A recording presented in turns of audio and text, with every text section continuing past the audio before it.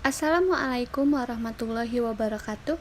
Di sini saya akan memberikan contoh tentang teks eksplanasi yang berjudul Tanah Longsor. Dengan pernyataan umum sebagai berikut contohnya. Tanah longsor menjadi salah satu di antara bencana alam yang sering terjadi di Indonesia. Secara ilmiah, peristiwa ini terjadi akibat pergerakan tanah dari atas sehingga bisa menimpa atau menimbun apapun yang ada di bawahnya. Tanah longsor seringkali terjadi pada daerah pegunungan atau perbukitan, terutama saat musim penghujan.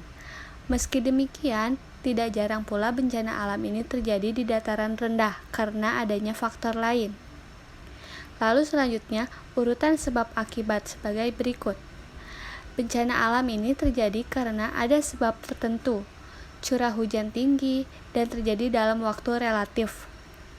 Ketika musim kemarau, tanah akan menjadi sangat kering sehingga muncul retakan atau pori-pori di tanah.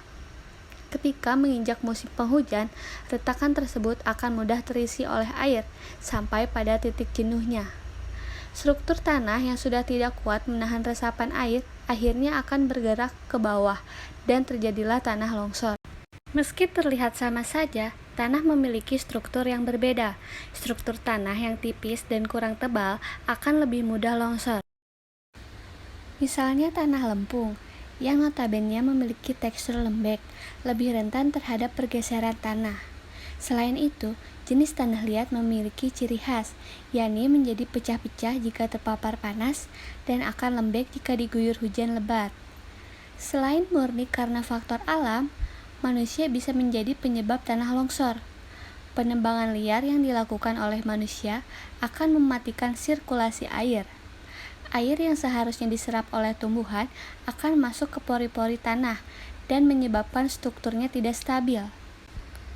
Lalu yang terakhir, ada contoh interpretasi pada teks eksplanasi. Kesimpulannya, ada banyak faktor yang menyebabkan terjadinya bencana alam tanah longsor.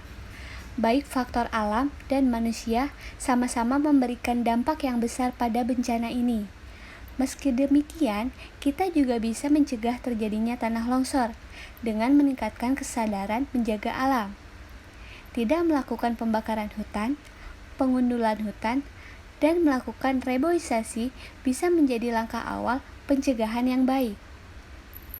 Sekian dari saya, mohon maaf apabila ada kesalahan kata. Wassalamualaikum warahmatullahi wabarakatuh.